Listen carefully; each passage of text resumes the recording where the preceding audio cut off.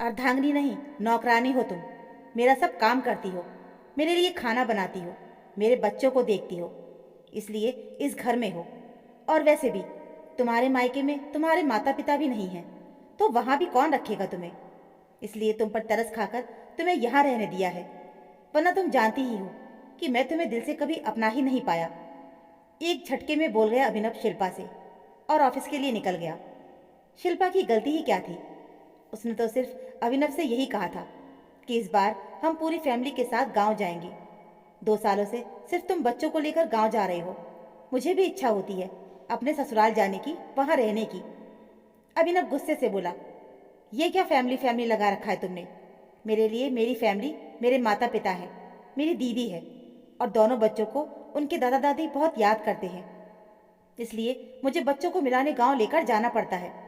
मुझे सारे त्योहारों का आनंद भी मेरे माता पिता के साथ ही आता है। और वैसे भी तुम्हें वहां ले जाकर मुझे मेरे माता पिता से ताने नहीं सुनने कि तुम्हारी पत्नी को कुछ काम नहीं आता। 2 साल पहले भी घर में दीदी का जन्मदिन था और तुमने कमर दर्द का बहाना बना दिया था और कुछ काम भी नहीं किया था।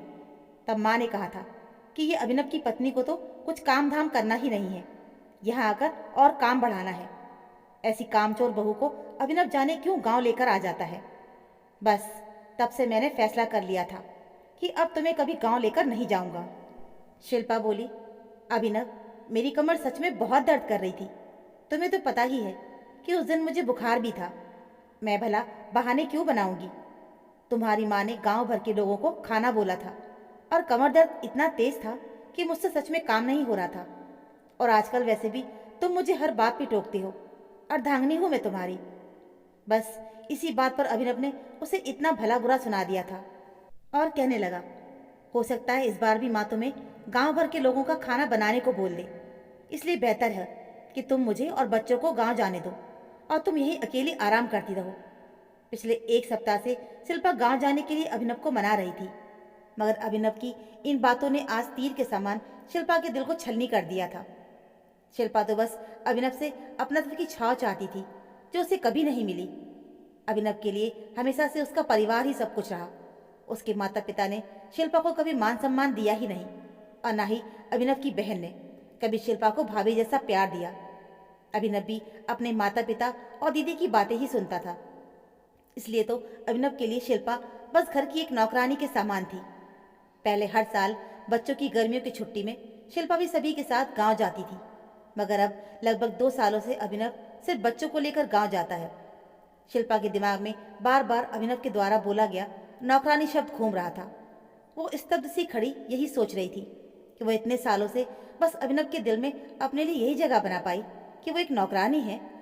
जितना काम करके वो इस घर की नौकरानी कहलाई गई, उतना काम अगर वो किसी और के घर के लिए करती तो उसे कम से कम अच्छी खासी तनख्वाह तो मिलती। यहाँ तो तनख्वाह तो छोड़ो, मान सम्मान भी नहीं मिलता। वो बस फ्री की नौकरानी बन के रह गई थी। शिल्पा की आंखों में खून उतर आया था, क्योंकि आज अभिनव ने साफ साफ उसे अपनी अर्धांगिनी मानने से इनकार कर दिया था, और वो तो उसे सिर्फ यहाँ झेल रहा था।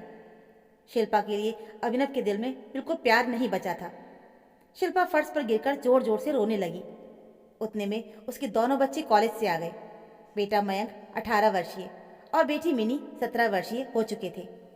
अपनी माँ को यूं रोता देख बोले, क्या हुआ माँ, तुम ऐसे क्यों रो रही हो। शिल्पा ने सारी बातें अपने दोनों बच्चों को बता दी। जवानी की दहलीज में कदम रखे दोनों बच्चों को अपनी माँ का अपमान सहन नहीं हुआ। मयंक बोला, मम्मी, आप इस घर की नींव हो।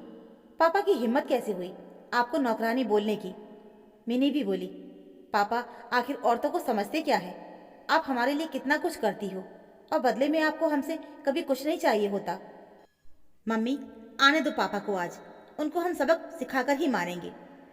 सबक तो शिल्पा भी सिखाना चाहती थी अभिनव को, मगर वो अपने बच्चों से बोली, मयंक और मिनी, अभी तुम दोनों को अपनी पढ़ाई लिखाई पर ध्यान देना है, और वैसे भी तुम्हारा सारा खर्चा तुम्हारे पापा उठाते हैं, इसलिए तुम दोनों उनके साथ गांव जाकर आओ। मैं यहाँ अकेले रह लूँगी। दोनों बच्चे माँ को अकेला छोड़ना नहीं चाहती थी, मगर शिल्पा बोली, जब तुम लोग बड़े हो जाओगे तब अपने पापा को सबक सिखाना। फिलहाल तुम लोग उनके साथ गांव चले जाओ, वरना तुम्हारी पढ़ाई लिखाई पर भी असर पड़ सकता है। शिल्पा के समझाने पर दोनों बच्चे अपने पापा के साथ गांव जाने के लिए तैयार हुए। शिल्पा ज़्यादा पढ़ी लिखी तो नहीं थी, पर उसने ठान लिया था कि उसे अपने पैरों पर खड़ा होना ही पड़ेगा। उसने बहुत पता लगाया तो उसे पता चला कि सरकार की तरफ से बहनों को सिलाई कढ़ाई का काम फ्री में सिखाया जा रहा है और साथ साथ सिलाई मशीन भी फ्री दी जा रही है। बस फिर क्या था, शिल्पा भी उस योजना का हिस्सा बन गई और उसने सिलाई कढ़ाई का काम करना शुरू कर दिया। धीरे धीरे उसके हाथ में सफाई आ गई और वो लोगों के कपड़े सिल के देने लगी, जिससे उसकी कमाई भी होने लगी और वो पैसे शिल्पा अपने पास जमा करने लगी। अभी भी अभिनव उसी तरह से शिल्पा पर चिल्लाता रहता था। दोनों बच्चों को ये देखकर बहुत गुस्सा आता, मगर शिल्पा के कारण दोनों ने चुप्पी साध रखी थी। लगभग 5 सालों के बाद शिल्पा के दोनों बेटा बेटी एक मल्टीनेशनल कंपनी में जॉब पर लग गए और अच्छा खासा कमाने लगे। एक दिन अभिनव शिल्पा पर झल्लाते हुए बोला, दिन भर सिलाई कढ़ाई करती रहती हो, मेरी शर्ट प्रेस क्यों नहीं की तुमने? वो शिल्पा पर हाथ उठाने ही वाला था कि बेटा मयंक बीच में आ गया और उसने अपने पापा का हाथ थाम लिया और बोला, ये क्या कर रहे हैं आप? मेरी माँ पर हाथ उठाने का आपको कोई अधिकार नहीं है। अभिनव फिर गुस्से में बोला, हम पति पत्नी के बीच में मत पड़ो मयंक, अपने काम से काम रखो। मयंक बोला, आपकी पत्नी? इतने सालों में कभी इनको आपने आपकी पत्नी समझा है? आपने तो इन्हें बस नौकरानी समझा है। मगर कान खोलकर एक बात ध्यान से सुन लीजिए, ये मेरी माँ है और मेरी माँ पर हाथ उठाने का अधिकार आपको नहीं है। ये सुनकर अभिनव गुस्से से तिलमिला उठा, मगर जवान बेटे के सामने उसकी बोलती बंद हो चुकी थी। मिनी भी पीछे से आकर बोली, भाई आज अच्छा सबक सिखाया तूने पापा को। मैं अब तक मम्मी के कारण चुप थी, मगर अब बस बहुत हुआ। अब पापा को सबक सिखाने का समय आ गया है। इधर शिल्पा की आंखों में खुशी के आंसू छलक उठे थे, क्योंकि अब उसके दोनों बच्चे उसकी ढाल बन चुके थे। अब अभिनव की घर में कुछ चलती नहीं थी, क्योंकि शिल्पा और उसके बच्चों में बहुत एकता थी। वहीं दूसरी तरफ अभिनव अकेला। देखते देखते दोनों बच्चों की शादी भी हो गई और दोनों सेटल हो गए। मयंक की पत्नी और मिनी का पति भी जब अभिनव का व्यवहार देखते तो वो भी अब अभिनव से कटे कटे से रहने लगे। अभिनव अब बहुत अकेला महसूस करता था, क्योंकि वो तो सिर्फ अपने माता पिता और अपनी बहन को ही अपना परिवार मानता था। उसके माता पिता तो अब दुनिया में नहीं थे जिनसे जाकर वो ये बातें कर पाता, और उसकी बहन अपने परिवार में मस्त थी।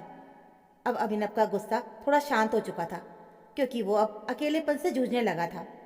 कभी कभार वो अपने बेटे बहू बेटी दामाद से बात करने की कोशिश भी करता, मगर कोई अभिनव से ज़्यादा बातचीत नहीं करता था, क्योंकि जिस अभिनव ने उन सभी को कभी अपनी फैमिली माना ही नहीं, वो अभिनव अब सबसे अचानक घुलने मिलने की कोशिश कैसे करने लगा।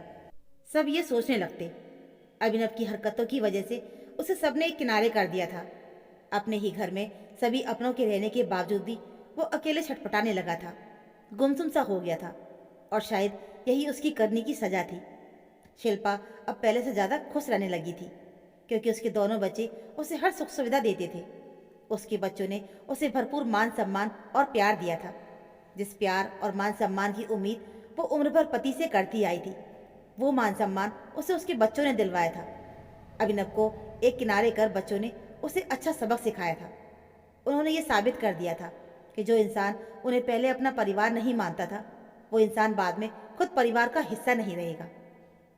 दोस्तों, परिवार सिर्फ खून के रिश्तों से नहीं बनता, बल्कि परिवार तो बनता है मान सम्मान, अपनापन और प्यार से। अगर परिवार में एकता हो तो उस परिवार की बात ही अलग होती है। अभिनव को सबक देना बहुत ज़रूरी था, वरना उसे अपने परिवार की अहमियत कभी पता ही नहीं चलती।